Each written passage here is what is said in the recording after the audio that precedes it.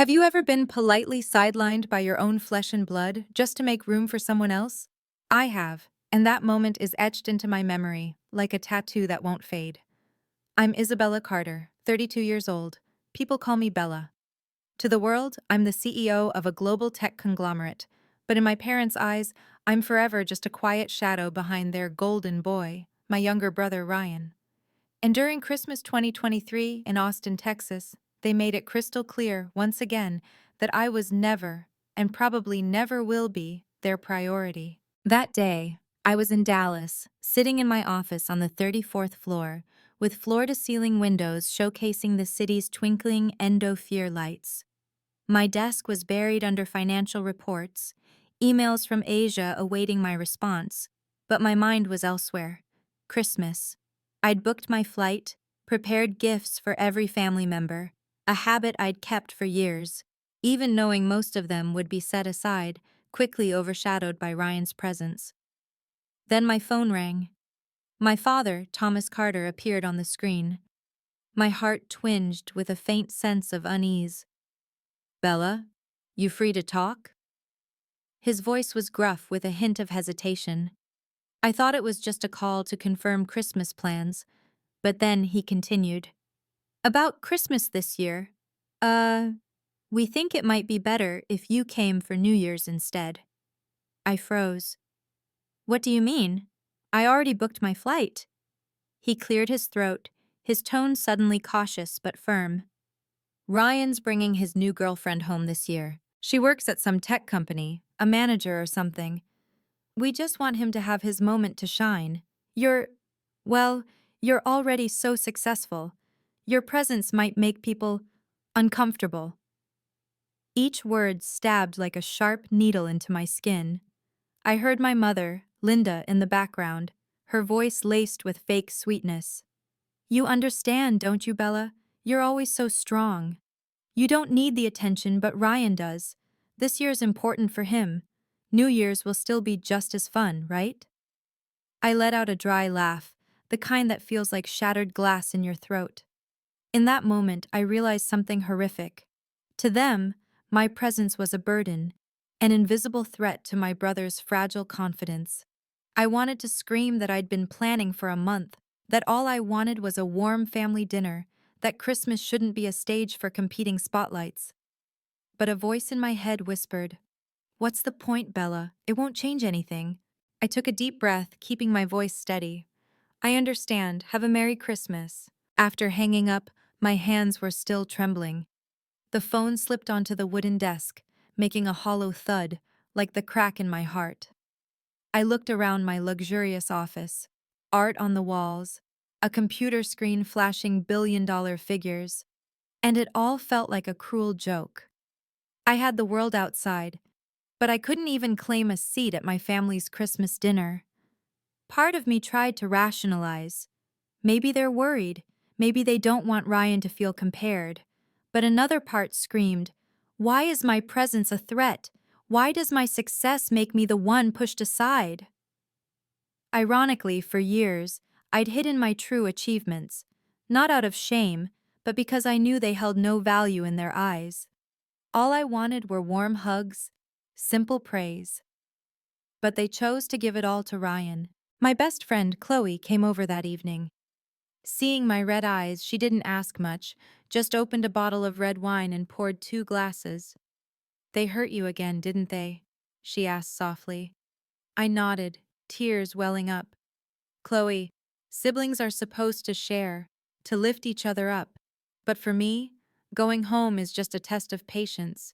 And this time, they flat out said, 'I'm not welcome.'" She took my hand. "Bella, you don't need anyone's permission to exist. You've gone further than they ever imagined. But siblings, sometimes, success can't fix a family that's used to playing favorites." I smiled, but it was laced with bitterness. I remember that pivotal moment when I said, "I understand." My voice was calm, but inside my heart shattered into 1,000 pieces. I knew I wouldn't go to Austin for Christmas. I canceled the flight. The gifts I'd bought, I'd send them by mail. As for me, I'd go to a spa, soak in hot water, and pretend Christmas didn't exist. But deep down, I was still that 32-year-old girl who just wanted to sit by the Christmas tree with her parents, hear laughter, and feel like she belonged. I didn't get that, and that was the beginning of everything that followed. If you've ever felt rejected by your own family, you know the cold that cuts deeper than winter. It comes from a heart left abandoned. I'm telling this story not to complain, but to say that sometimes the deepest wounds don't come from strangers, but from those who should love you most. And here's the thing, that sidelined Christmas set off a chain of events that led to an unprecedented confrontation in my life when I, as CEO, sat across from my own brother in an interview. They say childhood is the best part of life, a treasure trove of sweet memories to smile back on as an adult. But for me, childhood is like an album missing half its photos. Every page glows with Ryan's face, while I only appear occasionally, blurred in the margins like an incidental extra. In the 1990s in Austin, Texas, our house looked like any other middle-class home. A red brick exterior, a neatly trimmed lawn, neighbors who'd say, "The Carters are such a happy family." But they didn't know that inside those walls, fairness never existed. Ryan, 4 years younger, was the undisputed darling. From elementary school, he was celebrated for achievements I'd bluntly call unremarkable. I remember when he brought home a C+ on a math test. My mom, Linda, jumped for joy like he'd won a Nobel Prize. "You're improving so much, Ryan. Let's get ice cream to celebrate." So the whole family went to Dairy Queen, Ryan smugly licking his sundae, while my straight-A report card sat untouched in my backpack. I learned early on that expectations for me and Ryan were worlds apart. For me, A's were a given, valedictorian status barely earned a nod. "That's what we expect from you, Bella," my dad would say, his tone as flat as if I'd just finished washing dishes. For Ryan, just not failing was cause for a party. My sharpest memory? Ryan's 12th birthday. Dad rented out a baseball field, invited his entire class, and got a 3-tier cake with mini fireworks. Me? When I turned 16 that year, my birthday passed with a small store-bought cake. Mom said, "You're grown now, no need for a fuss." I blew out the candles in silence, while laughter from Ryan's baseball field echoed in the distance. When I graduated high school as valedictorian, I hoped my parents would finally be proud. Instead, their gift was a suitcase. Mom smiled, but it didn't reach her eyes. "For your journey ahead." 3 years later, Ryan graduated with a 2.8 GPA. They gave him a brand new Ford Mustang, gleaming under the Texas sun. Why? A boy needs a car to feel confident in the world. I stood there, clutching my worn-out suitcase, watching Ryan flaunt his keys, my heart too bitter to cry. There were moments I wondered, was I born into the wrong family? I did everything to prove my worth. I won first place in science fairs, became the national math champion, led the debate club. But every time I came home beaming with a certificate, my parents had excuses. "Sorry, honey, Mom's got a headache," or "Dad's swamped with work." Instead, they'd sit on the couch, cheering Ryan on, even though he was a bench warmer on a team that lost 15 games in a row. I remember one summer morning, bursting with excitement to tell Dad I'd made the national debate finals in Washington, D.C. His response? A glance at the invitation and a curt, "Good, you're independent, you'll figure it out. Ryan needs me to drive him to baseball practice." I forced a smile, but inside a part of me died. The breaking point came at 17. I beat hundreds of competitors to represent Texas in the national speech competition. It should have been the crowning moment of my youth. But instead of my parents escorting me, I took a Greyhound bus alone, clutching my little suitcase for a 10-hour ride. I walked into a brightly lit auditorium, took a deep breath, and faced hundreds of spectators. With every ounce of strength, I spoke, argued, and won over the judges. I became the national champion. Holding that trophy, I imagined coming home to my parents rushing to hug me, neighbors stopping by to congratulate. But when I quietly walked through the door, trophy gleaming, what greeted me? My parents on the couch, eyes glued to the TV, cheering Ryan playing a video game. "Oh, you're back," Dad said, not looking up. I stood there, the trophy heavy in my hands, realizing I was invisible in my own home. That moment sealed a harsh truth. In the Carter family, Ryan was the sun, and I was just a planet orbiting, faintly glowing with borrowed light. All my efforts, all my longing for recognition, vanished into nothing. And from that neglect, I honed a unique skill, standing tall without anyone's applause. Maybe without those years of being overlooked, I wouldn't be who I am today. Tough, resilient, and painfully skeptical of family love. I'm not sharing this to whine, but to show the roots of the pain from that Christmas 2023 phone call I mentioned earlier. My parents pushing me out of the holiday wasn't a shock. It was a raw version of a script that had played out for 3 decades. I was never chosen. And it was that very neglect that pushed me to a pivotal decision: to leave Austin, step into the world, and build a life without waiting for anyone's approval. But here's the question: can you ever truly cut ties with your own family? Despite the hurt deep down, I still crave the day my parents would willingly look at me, see me, and say, "Bella, you did it. We're proud of you." Would that ever happen? Join me in the next chapter, where I leave the Carter household and start a journey of independence, one full of opportunity, but also heavy with unfillable loneliness. If you find this story compelling, comment why. If it doesn't resonate, comment N. I genuinely want to know how you feel. Sometimes, you have to leave the place called home, not because you stop loving it, but because staying only makes you feel smaller.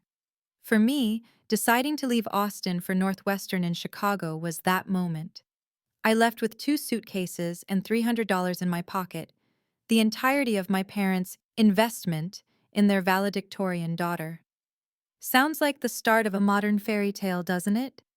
Except in fairy tales, parents give their kids a white horse. I got a beat-up suitcase. My first day at the dorm, I looked around and saw roommates dropped off by parents, their suitcases overflowing, some even with mini TVs and new mattresses. They cried, hugged their kids, said, "Study hard," and drove off teary-eyed. Me?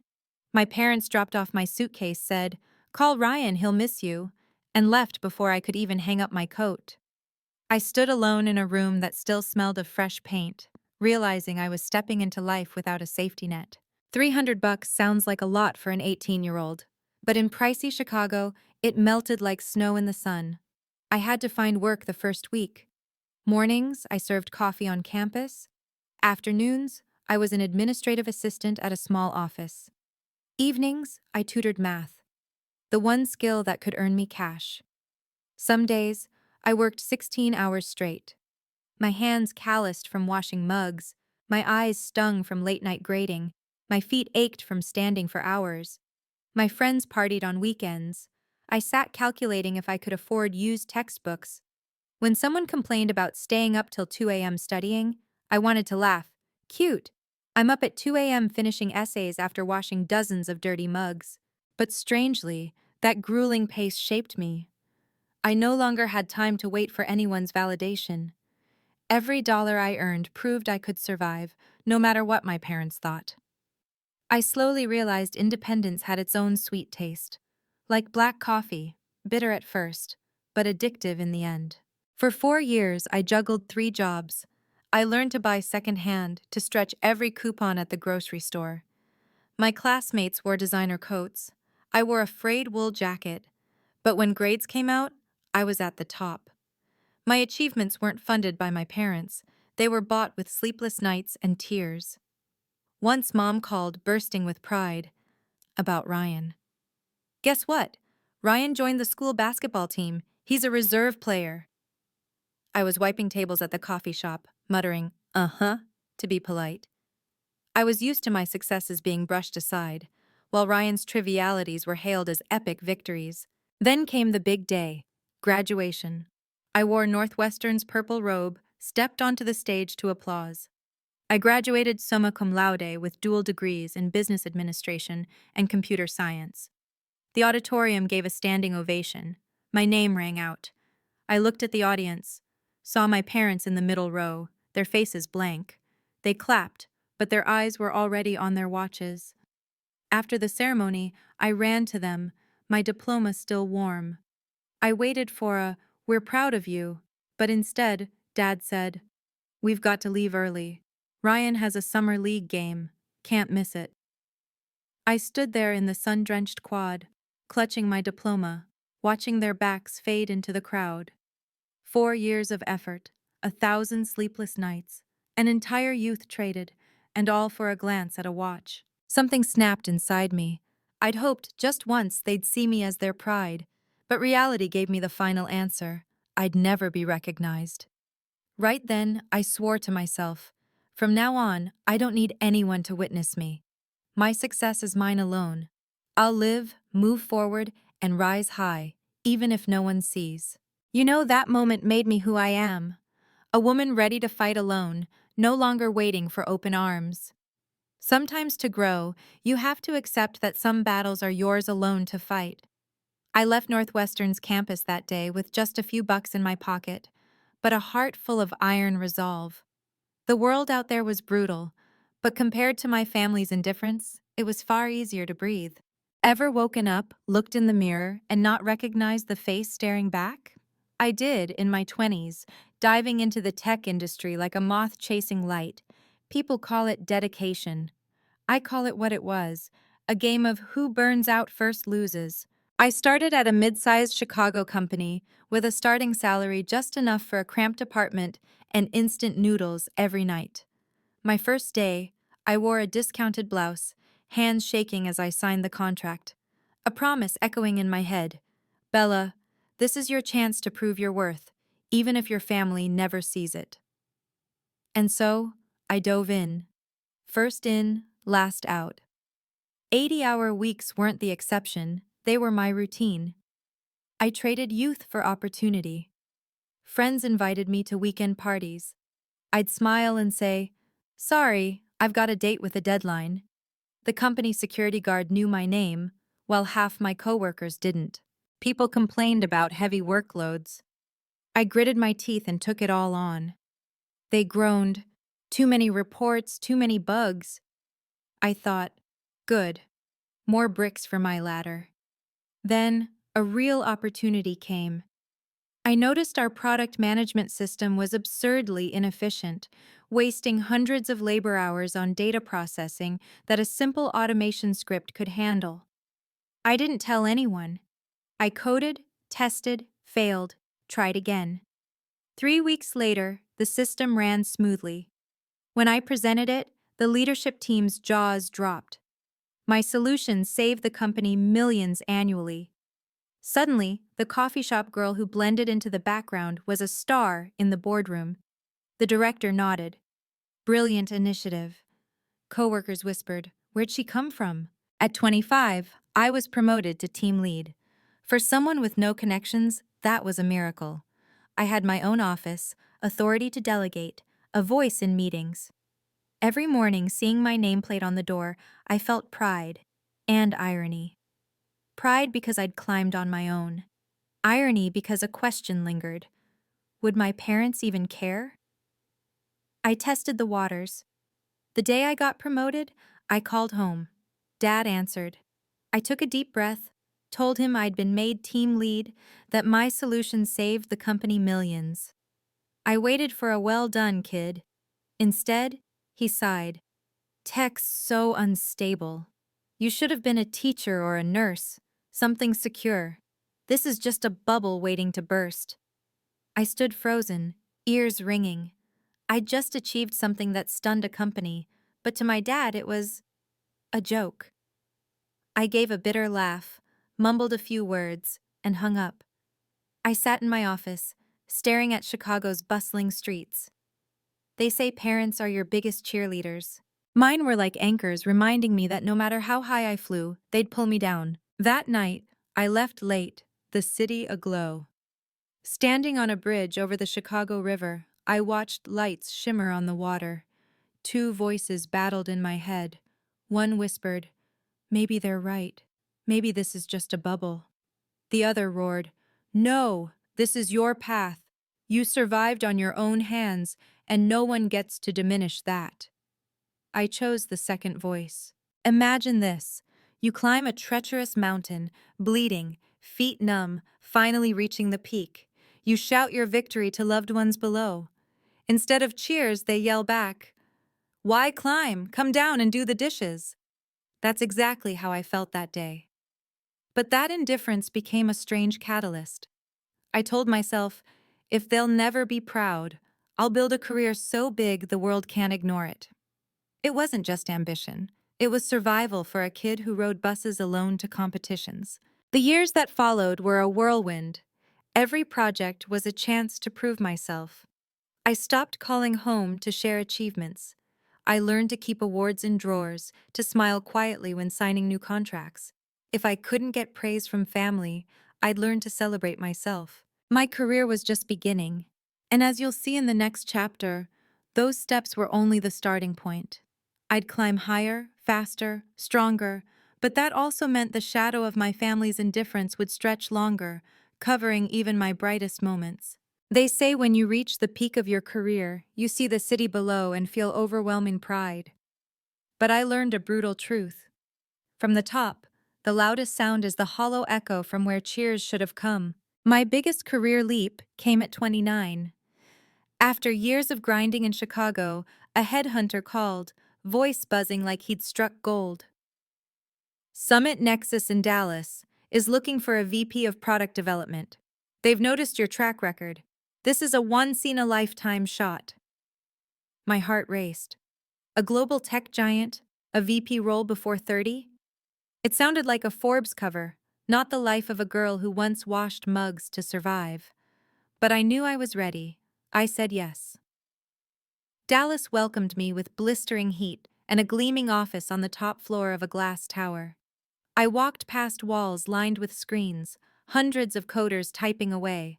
I wasn't the young employee doing grunt work anymore. My decisions could move millions of dollars. But fate wasn't done. A year later, Summit Nexus merged with a global competitor. In the power shuffle, I was unexpectedly shortlisted for CEO. Imagine, the other candidates were decades my senior, industry titans, while I'd just hit 30.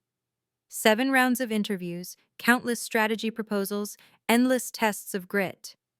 I stayed up nights piecing together a vision for a corporate giant like it was a puzzle. Then, one sweltering June afternoon, the phone rang. The chairman's voice came through.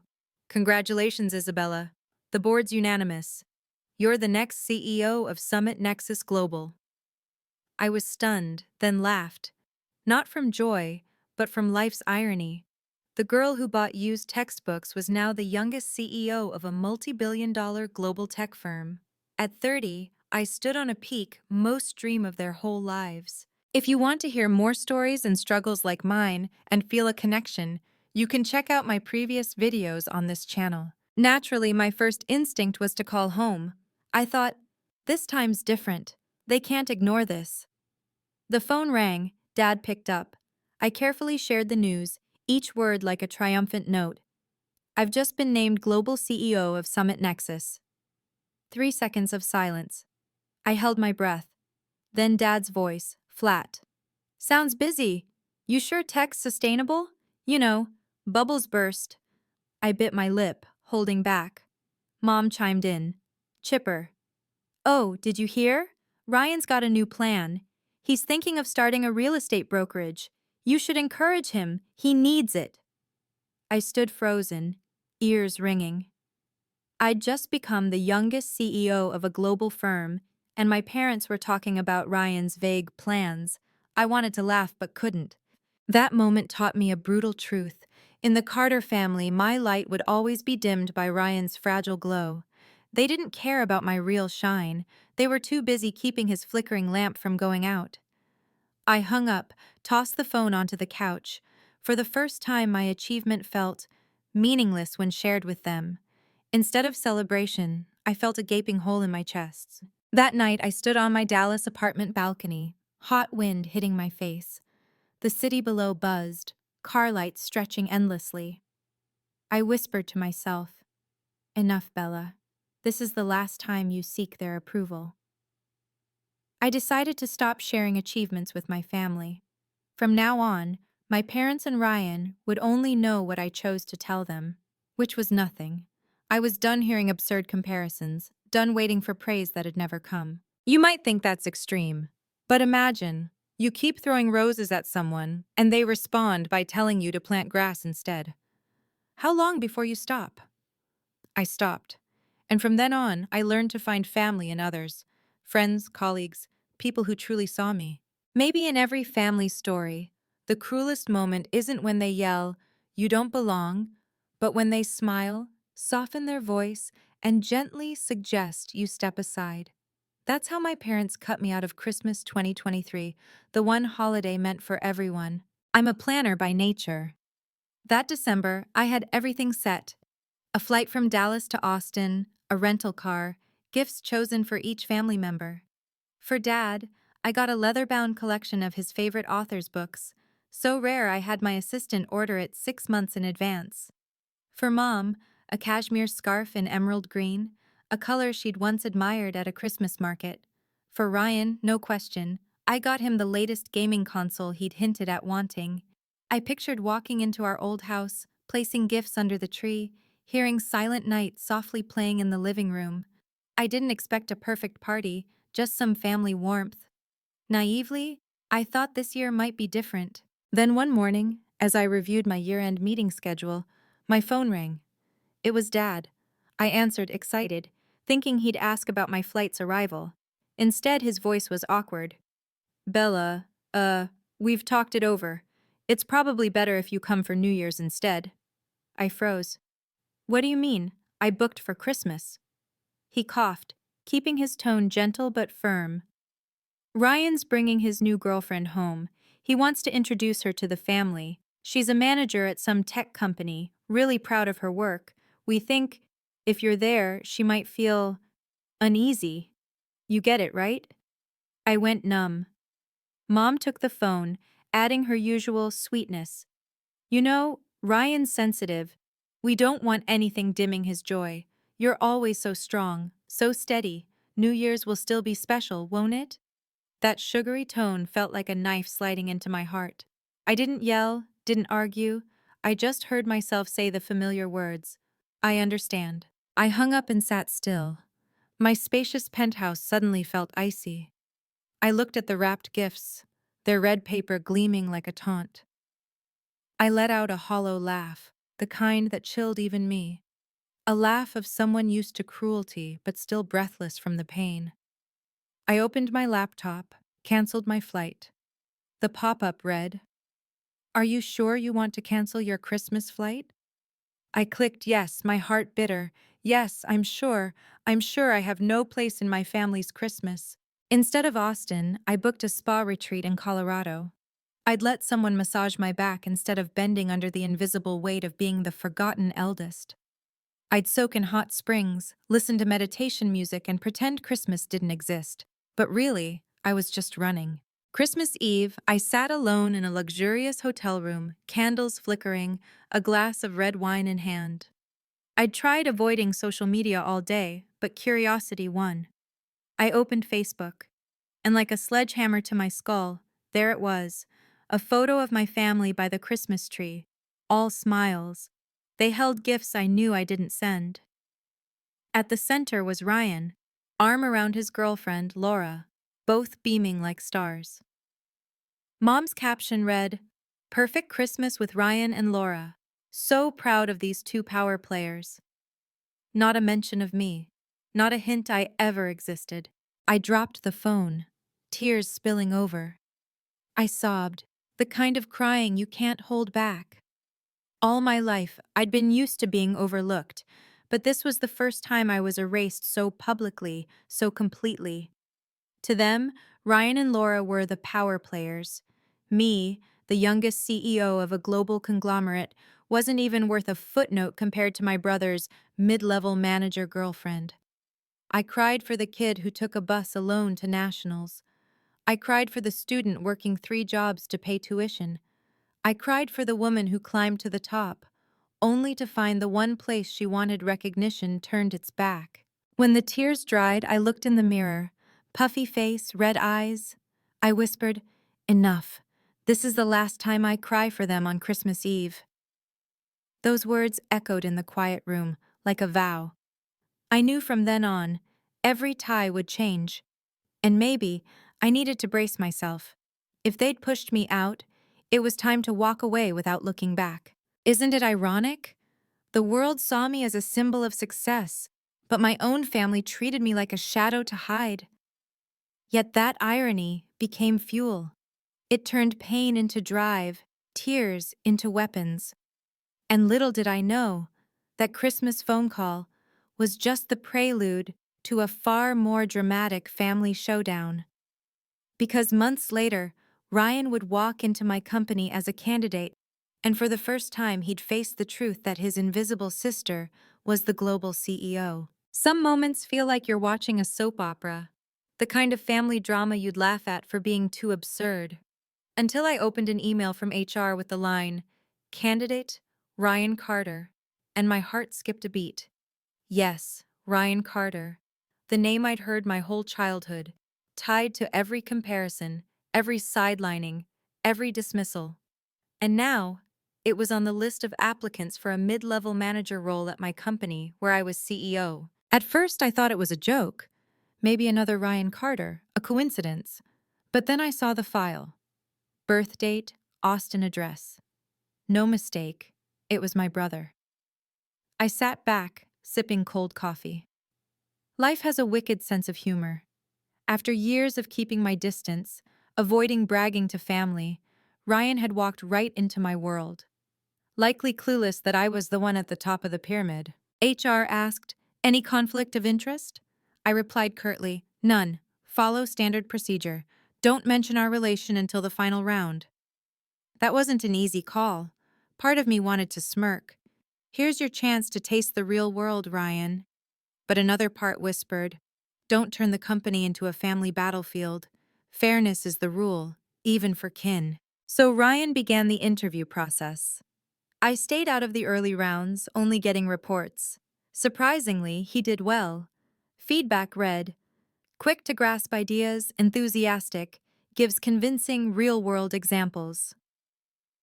I was both surprised and bitter. So Ryan did have potential. He'd just never had to try, cushioned by our parents' favoritism. I won't lie, a flicker of pride sparked.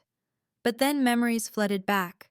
Winning nationals while they watched Ryan's video games, graduating valedictorian while they rushed to his game. That pride quickly turned to caution. The final interview came. I prepared meticulously. Company policy required the CEO to approve managerial hires, so I'd be there in person. To keep it transparent, I invited the marketing director to join. That morning, I couldn't focus. What would Ryan do when he saw me as CEO? Get angry? Panic? Try to exploit it? I checked my reflection, adjusted my black suit, my heels clicking. A CEO doesn't tremble, even facing ghosts from the past. At 2 p.m., the boardroom door opened. Jennifer, head of HR, walked in, Ryan behind her. He wore a new suit, tie slightly crooked, exuding confidence. Then his eyes scanned the table, landed on me, and his world froze. I saw every emotion shift: surprise, shock, disbelief, then awkwardness. His mouth opened, whispering, "Bella?" I kept my face neutral, voice cool. "Hello, Mr. Carter. I'm Isabella Carter, CEO of Summit Nexus Global. Please have a seat." The room went still. Jennifer flinched but recovered as I'd briefed her. Ryan sat, rigid, eyes locked on me like he'd uncovered a conspiracy. The interview began. I asked standard questions: product lifecycle management, cross-functional team coordination, risk mitigation. Ryan tried to answer, but his mind was clearly reeling from the fact that his invisible sister was the CEO in front of him. I looked at my brother, a mix of pity and irony in my heart. He'd been celebrated for C-plus grades, while I, the kid who took buses to competitions, was now deciding his career. No screenwriter would dare pen this. The climax came when I posed a scenario. If your team makes a major mistake, impacting deadlines, how would you handle it? Ryan swallowed, eyes on me. I'd, uh, I'd seek support from higher-ups. Because family, the company, is always a backbone. I cut him off, icy. Here, we don't rely on family. We rely on competence and accountability. Got another answer? His face paled. I knew his mind was chaos. Embarrassment, confusion, forced to grow up. The interview ended in suffocating tension. The marketing director gave objective feedback. I stayed neutral, hiding my emotions. As Ryan stood, he muttered just loud enough for me. Why? Why didn't you ever tell the family? I gave a faint smile. Because no one ever cared. I shook his hand, like I would any candidate. When the door closed, I sank into my chair, heart pounding. In that moment, I felt both victorious and empty. Was this the moment I'd craved, standing above Ryan? But instead of joy, I felt exhaustion. Maybe the truth is, winning against family is never sweet. Some interviews are like chess games. One side thinks they have the upper hand, while the other knows exactly where each piece will move. The day I sat across from Ryan in Summit Nexus's boardroom, I realized I was playing the strangest game of my life. My opponent wasn't just a candidate, but my brother, the one spoiled to the point of forgetting fairness exists outside family. From the start, I sensed Ryan trying to steer the conversation personal. His eyes darted between me and the marketing director, as if reminding me, we're family, don't act like strangers. His lips twitched. Then he started. What a coincidence to be interviewed here. Bella, Ms. Carter, surely knows my skills and character best. Our family. I raised a hand, voice cold enough to chill the room. At Summit Nexus, we don't judge candidates on family ties, only on ability and experience. Answer the question directly. I saw the unease flash in his eyes. He forced a smile, gave a vague example, then slipped back to family. Growing up in a strong family taught me leadership, empathy. Since I was a kid, I cut in again. Ryan, this is a global company, not our Austin dinner table. Let your skills speak, not your childhood. The air thickened, sliceable with a knife. The marketing director raised an eyebrow, sensing the tension. Ryan's face flushed. He took a deep breath, trying to regroup. But anger was bubbling, like water at the brim. I posed a scenario. If a project fails, how would you take responsibility before the board? Ryan's voice shook, but tried to reclaim control. I think I'd lean on relationships to manage the crisis. I believe family, company, bonds and trust can overcome challenges. This time, I didn't just interrupt. I locked eyes. This company has no room for favoritism. We rely on competence, not family. If you don't understand that, Summit Nexus might not be the place for you. The room fell silent. I heard Jennifer's pen scratching outside the glass, the clock ticking on the wall. Ryan's fists clenched, veins bulging. I knew he was about to explode. And he did. He stood, chair scraping loudly. This is ridiculous. You're the CEO and treating your own brother like a stranger. You think I'm not good enough? I'll tell Mom and Dad how cruel you are. I stayed still, face like stone. The room felt like a stage, Ryan shouting while I played the unmoved audience.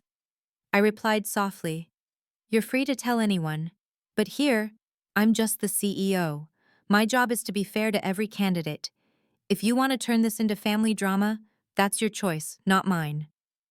Ryan glared, then stormed out, the door slamming. His footsteps echoed down the hall, angry and helpless. I didn't move. The marketing director sighed, set down her pen. That was tough, but you handled it right. We can't let family interfere with hiring. I gave a thin smile, nodded, and signed the interview report. The pen's black ink marked the page like a final period. Outwardly, I was calm, composed. Inside, I was a mess. Because, after all, he was my brother. The one who got a Mustang for graduating, while I got a suitcase. The one praised for C-plus grades, while my valedictorian status got a nod. And now, he stood before me, unable to handle the truth that the rules had changed. I set the pen down, leaned back. It felt like a tidal wave had crashed through, leaving an empty void. I didn't feel victorious, just tired. Winning against family, it turns out, is never sweet. And I knew this was just the opening act. Ryan would surely tell our parents everything. This time, I wasn't just the daughter doing something with computers. I was the global CEO, a truth they'd have to face. The question was, how would they react? And me, would I stay calm enough to hold the line I'd drawn, or would my soft heart pull me back into the old cycle? They say when secrets come out, a family's reaction shows whether they value you or for what they can gain. I learned that lesson, not from psychology books, but from my own parents, in my Dallas penthouse the day after Ryan's fateful interview. That morning, I sat in my office, still reeling from the day before. I'd imagined every scenario: Ryan angry, Ryan confused, Ryan spilling it all to our parents. But I wasn't ready for how fast it happened. I should have known. The Carters were never patient. That afternoon, my penthouse buzzer rang. The camera showed familiar faces: Thomas and Linda Carter, my parents. They'd never once visited me in Dallas.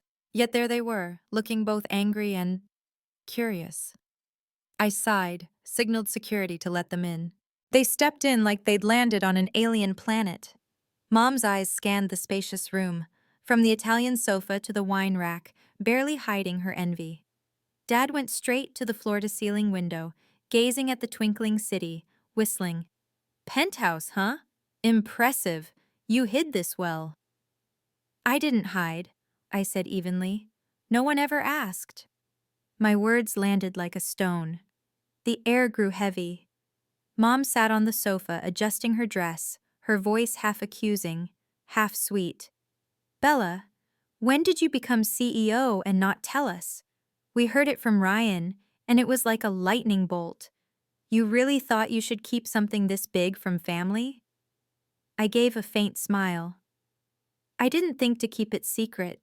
After years of sharing and no one listening, I chose silence. Saves everyone time. Dad turned, eyes flashing irritation. "Anyway, now we know, and honestly, you shocked us. But let's be straight. The family's struggling a bit." I sat up straighter. "Here it comes. The real reason." Mom cleared her throat, feigning sadness. "Ryan, he needs a break. You know he hasn't been as lucky as you. Work's been tough. He thought Summit Nexus would be his big chance, but yesterday you were a bit too harsh." "You mean I should have bent the rules to hire him?" I asked, voice calm but sharp. Mom avoided my gaze. "I'm just saying, you're his sister and the CEO. A little help wouldn't hurt. The family's in a bind. The house needs roof repairs, taxes are up, we're helping Ryan with a small loan." Dad cut in, trying to sound authoritative. "You know, helping family is a duty. We're not asking for much. Just get Ryan on his feet. When he succeeds, it'll bring us all closer." I looked at them, silent. Memories flooded back. The cheap suitcase versus Ryan's shiny Mustang, the curt nod versus ice cream for C-plus grades. I saw myself as a kid, trophy in hand, ignored in the living room. But I wasn't that girl anymore. I was the CEO. And this time, I'd set the rules. I spoke slowly. "I won't give money. I won't give Ryan a job just because he's my brother. I'm only willing to pay for one thing: family therapy. If you, Mom, Dad, Ryan, and I go together, I'll cover every cent. Otherwise, we stay distant like the last few decades." The room went quiet. Mom's jaw dropped, then closed. Dad drummed his fingers on the glass table, brow furrowed. They weren't used to being refused. They were used to little Bella swallowing comparisons. I held their gaze, steady. My heart raced, but I didn't show it. "Therapy?" Dad scoffed. "We're not crazy." "No one said we're crazy," I replied. But we're toxic. And if we want to be a family, we need to learn to change. If you just want money, sorry, I'm not paying. Mom looked at me, her eyes wavering. She opened her mouth, voice catching. Bella, you really think we never loved you? I gave a bitter smile. I think you loved me in your way. But love without fairness, without listening, is just an excuse. I'm offering one last chance. Through therapy. If not, I'm fine living apart. A long silence followed. Dad turned away, sighing. Mom looked at her hands, nodding faintly, her voice a whisper. Okay, let's try. In that moment, I felt both relief and a lump in my throat. I wasn't joyful like a kid getting a gift, but like an adult finally forcing family to the negotiating table. It wasn't a victory, just a fragile start. When they left, the penthouse fell silent. I sank into a chair, exhaling, my mind tangled.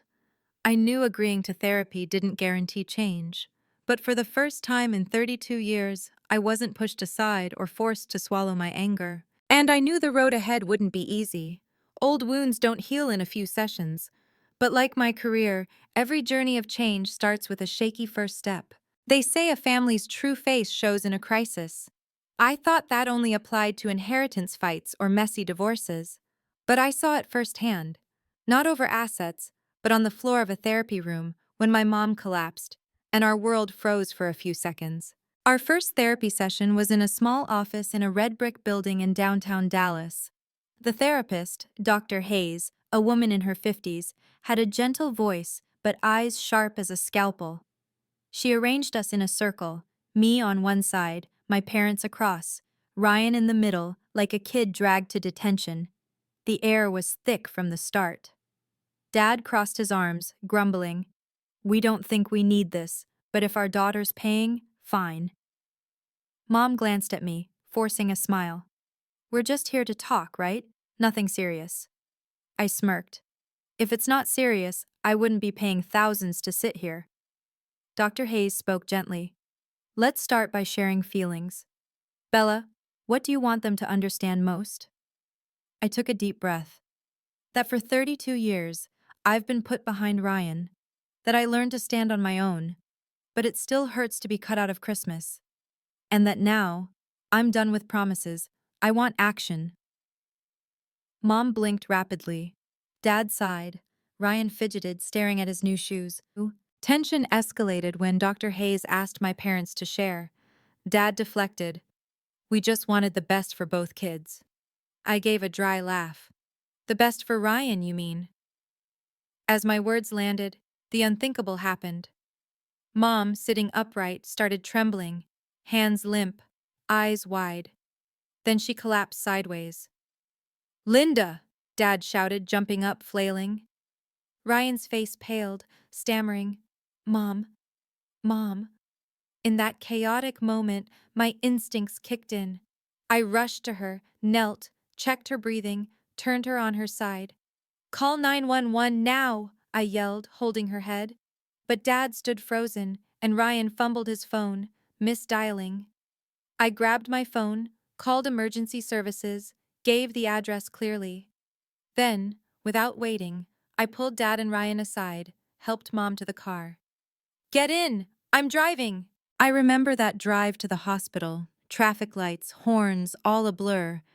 I only saw Mom's cold hands in mine. I drove, talking nonstop, voice choked but firm. Mom, can you hear me? Hold on, I'm here. Dad sat in the back, hands shaking. Ryan sobbed like a lost child. Me, the daughter they called too strong to need help, was the only one who knew what to do. At the ER, doctors took over. We sat in the stark hallway, silence suffocating.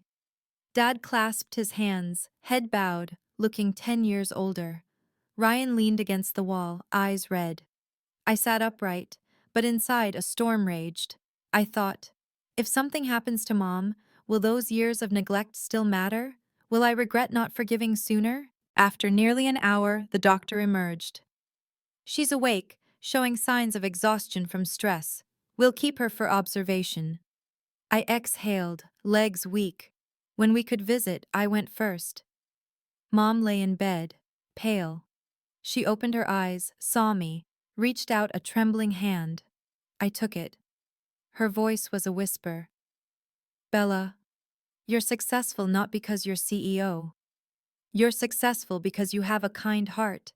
If you weren't there today. I swallowed hard, squeezing her hand. Dad stood behind, eyes red.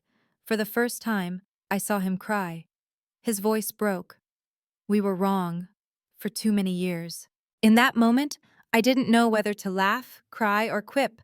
Finally noticed, huh? But I chose silence. Sometimes late acknowledgement is worth more than early promises. We stayed by Mom's side until she slept. In the hospital hallway, Dad turned to me, voice softer than ever. Bella, can you give us another chance? I looked at him, then at Ryan, head bowed, recalling my penthouse deal. I said quietly, the chance is there, but it starts with truth, no more covering up. That night, I left the hospital with mixed emotions. Part of me felt lighter. Finally, they saw me. Not the CEO, not a shadow, but the daughter who saved their mom. But another part felt wary. Would this awakening last, or was it just a crisis-driven fluke? I drove through Dallas to my penthouse. The city lights sparkled, but I felt a quiet void. I thought of the Christmas I was cut out of, the forgotten trophy, the cheap suitcase versus the shiny Mustang. And then, I thought of Mom's trembling hand holding mine today. Maybe this was a turning point. Maybe, from here, we'd learn to be a real family. They say, if you could rewrite your worst Christmas memory, what would you write? I used to think that was a silly question. Memories can't be rewritten. But Christmas 2024 gave me a different answer. Sometimes, you can't erase the past, but you can place a gentler memory beside it, enough to heal old cuts. A year passed since the therapy room crisis and Mom's collapse. Much changed. Ryan, the brother who leaned on false glory, finally found a fitting job. Not a CEO, not the vague company owner he once bragged about, but a user experience designer at a small startup. I was surprised to see he was actually good at it. More importantly, for the first time, Ryan showed up to work on time for 3 straight months. That's a miracle. My parents changed too, slowly. After her collapse, Mom attended therapy regularly, no more excuses. Dad, Thomas, who swore the Carters didn't need shrinks, now reminds us of session dates. Honestly, when he says, "We need to be more honest next time," I want to laugh sarcastically. Oh, you know the word honest now? As for me, I learned to step back. No more proving everything, no more throwing achievements into a void for validation.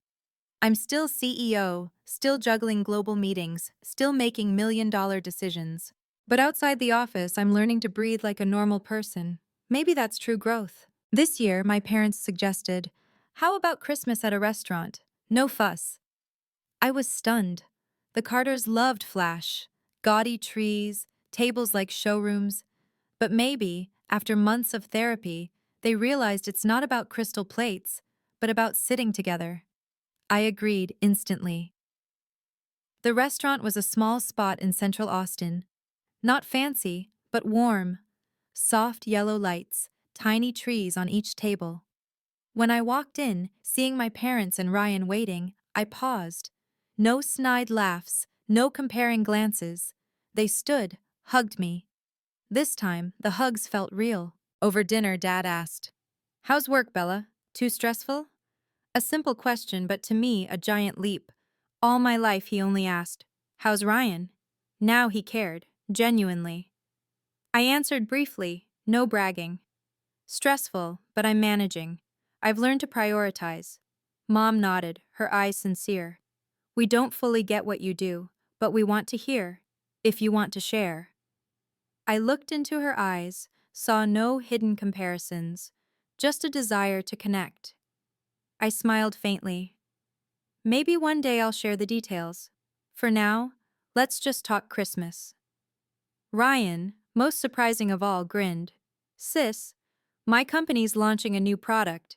Nothing huge, but I'd love to personally invite you to try it." That sentence warmed my chest. A year ago, he screamed, "You won't help me, I'll tell mom and dad." Now he was inviting, not demanding. Maybe he was growing up too. The peak came with dessert. I looked around. Dad pouring wine for mom smiling at Ryan, Ryan telling a clumsy story that made us laugh. Me, the one cut out of last Christmas, crying alone over Facebook, was now at the center without fighting for it. I whispered, almost to myself, "This is the Christmas I always wanted." Not glitz, not power players, not social media boasts. Just a small table, honest questions, and the feeling I was finally seen. As dinner ended, we walked into Austin's chilly night. Dad draped a coat over mom. Ryan walked beside me, no longer the smug shadow of before. For the first time in years, the Carters felt like a family. I'm not naive. I know old scars don't vanish after one holiday. We might still mess up, argue, slip back into habits. But the difference is, now we have therapy to return to, a new Christmas memory to remind us change is possible. People used to say my greatest success was becoming CEO. I believed it. But now I know. My greatest success isn't a title or headlines. It's learning to love and forgive my family, the ones who hurt me most. My journey from the overlooked kid, the girl competing alone, to the woman in the CEO chair isn't just about effort. It's about facing family, the place that can hurt you most, but also where you learn forgiveness and grace. I realize success isn't in titles or numbers. It's in loving at the right time, setting boundaries when needed, and keeping a kind heart. Because in the end, what we need isn't late validation, but peace at the dinner table, knowing we belong. If you see yourself in this story, leave a comment. If my journey resonates, like and share to inspire others. And don't forget to follow the channel for more stories.